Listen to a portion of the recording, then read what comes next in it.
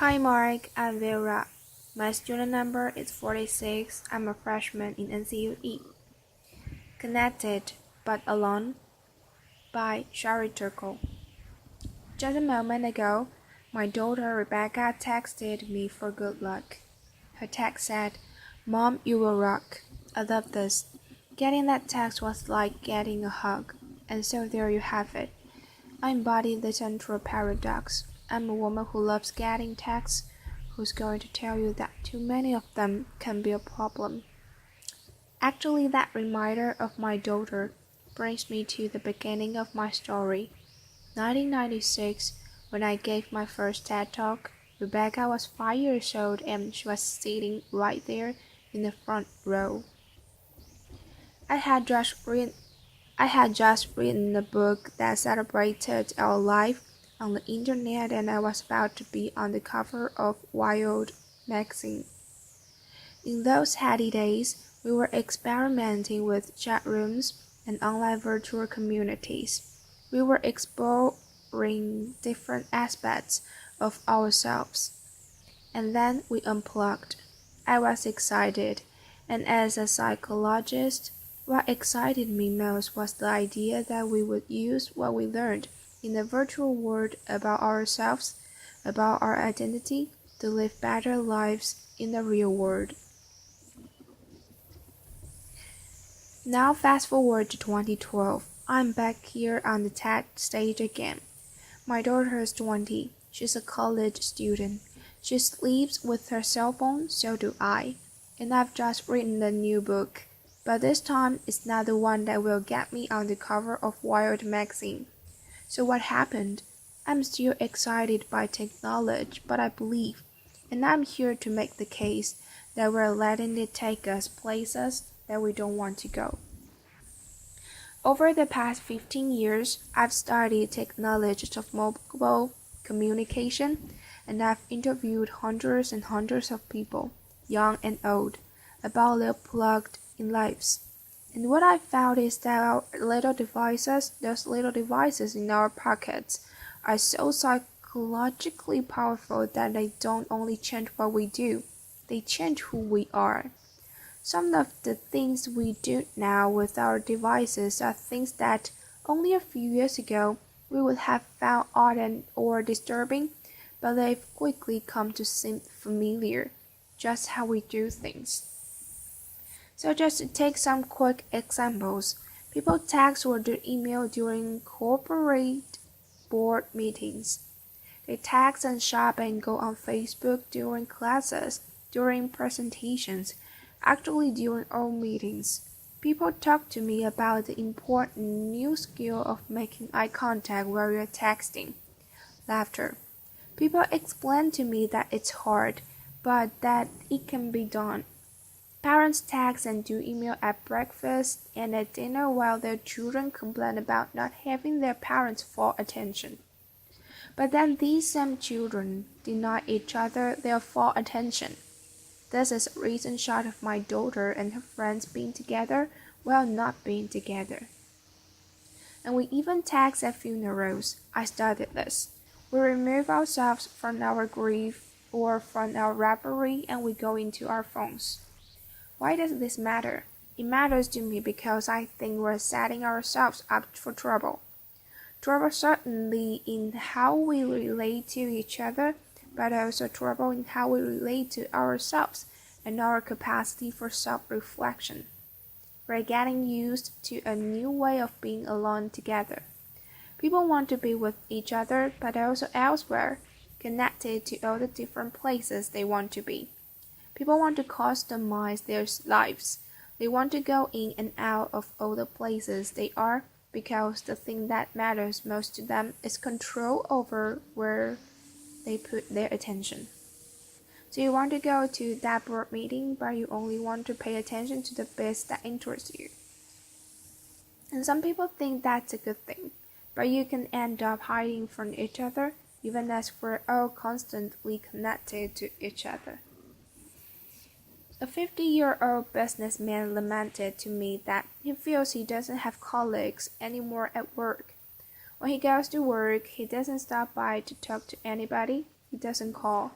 And he says he doesn't want to interrupt his colleagues because he says they're too busy on their email.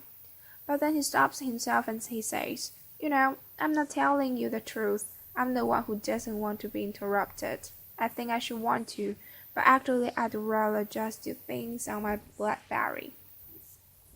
Across the generations, I see that people can get enough of each other, if and only if they can have each other at a distance, in amounts they can control. I call it the Goldilocks effect. Not too close, not too far, just right. But what might feel just right for that middle-aged executive can be a problem for an adolescent who needs to develop face-to-face relationships.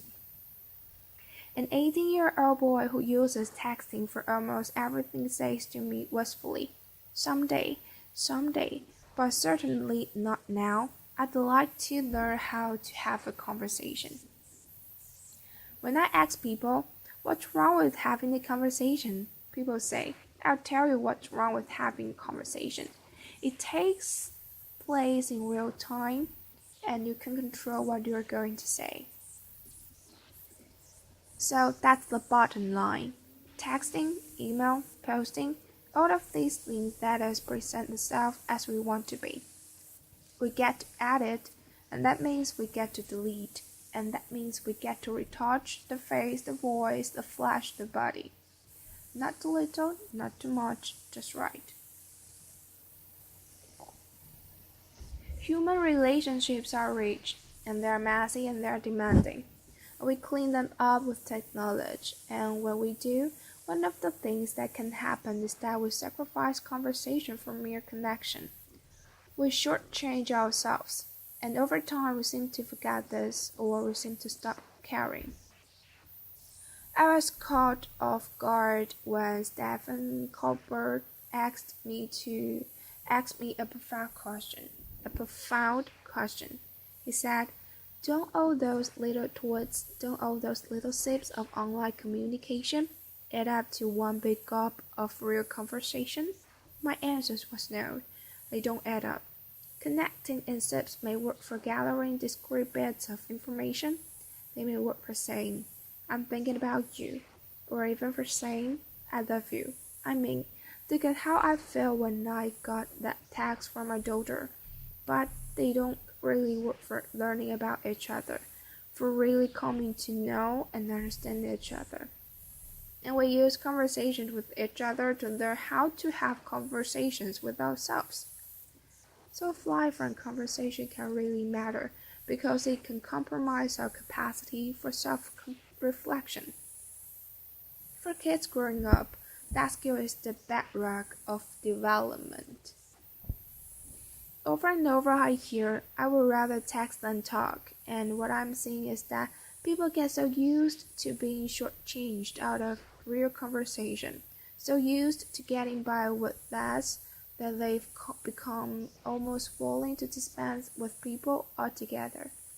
So for example, many people share with me this wish, that someday a more advanced version of Siri, the digital assistant on Apple's iPhone, will be more like a best friend, someone who will listen what others won't. I believe this would reflect a painful truth that I've learned in the past 15 years. That feeling that no one is listening to me is very important in our relationships with technology. That's why it's so appealing to have a Facebook page or a Twitter feed, so many automatic listeners. And the feeling that no one is listening to me makes us want to spend time with machines that seem to care about us. We're developing robots, they call them sociable robots, that are specifically designed to be companions to the elderly, to our children, to us.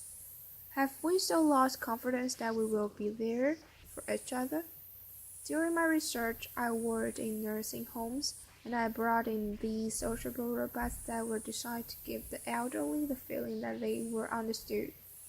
And one day I came in and a woman who had lost a child was talking to a robot in the shape of a baby seal. He seemed to be looking in her eyes. He seemed to be following the conversation. It comforted her, and many people found this amazing. But that woman was trying to make sense of her life with a machine that had no experience of the arc of a human life. That robot put on a great show, and were vulnerable. People experience pretend empathy as though you were the real thing. So during that moment when that woman was experiencing that pretend empathy, I was thinking, that robot can't empathize. It doesn't face death. It doesn't know life. And as that woman took comfort in her robot companion, I didn't find it amazing. I found it one of the most wrenching, complicated moments in my 15 years of work. But when I stepped back, I felt myself at the cold, hard center of a perfect storm. We expect more from technology and less from each other. And I asked myself, why have things come to this? And I believe it's because technology appeals to us most where we are most vulnerable. And we are vulnerable. We're lonely, but we're afraid of intimacy. And so from social networks to sociable robots, we're designing technologies that will give us the illusion of companionship without the demands of friendship. We turn to technology to help us feel connected in ways we can comfortably control. But we're not so comfortable, we're not so much in control.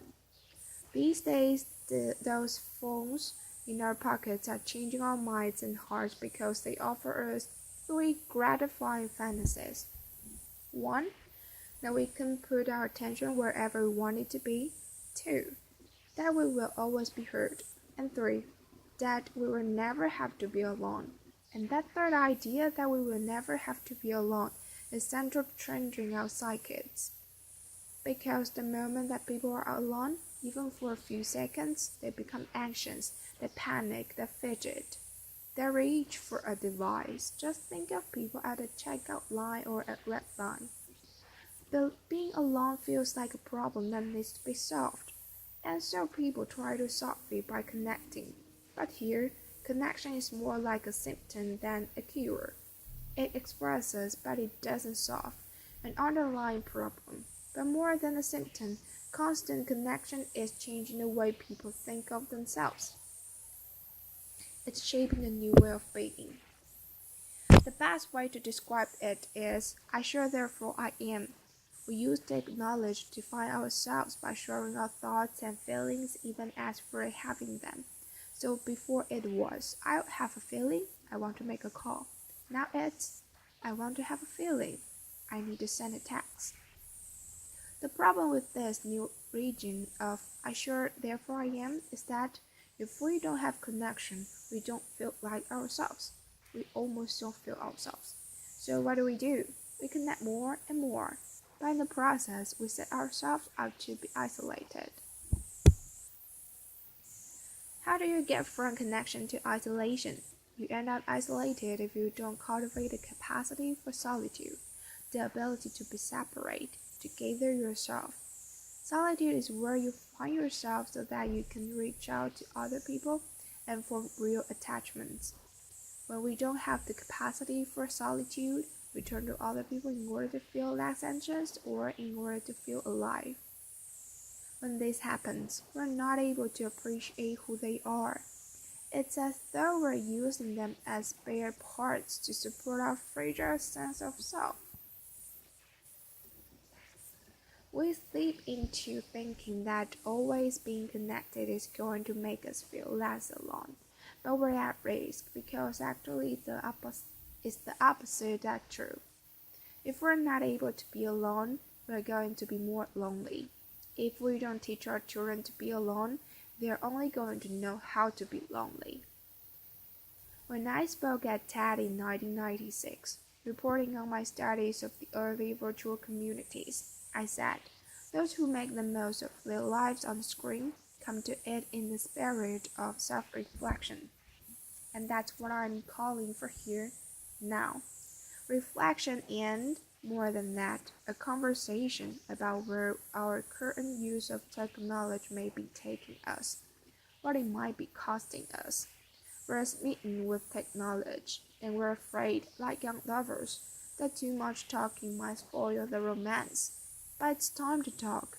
We grew up with digital technology, and so we see it as all grown up, but it's not. It's early days. There's plenty of time for us to consider how we use it, how we build it. I'm not suggesting that we turn away from our devices, just that we develop a more self-aware relationship with them, with each other, and with ourselves. I see some first steps.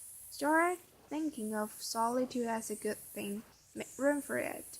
Find ways to demonstrate this as a value to your children. Create sacred spaces at home, the kitchen, the dining room, and reclaim them for conversation. Do the same thing at work. At work, we're so busy communicating that we often don't have time to think. We don't have time to talk about the things that really matter. Change that. Most important, we all really need to listen to each other, including to the boring bits, because it's when we stumble or hesitate or lose our words that we reveal ourselves to each other. Technology is making a bid to redefine human connection, how we care for each other, how we care for ourselves. But it's also giving us the opportunity to affirm our values and our direction. I'm optimistic. We have everything we need to start. We have each other, and we have the greatest chance of success if we recognize our vulnerability. Vulnerability. That we listen when technology says it will take something complicated and promises something simpler. So in my work, I hear that life is hard, relationships are filled with risk, and then there's technology.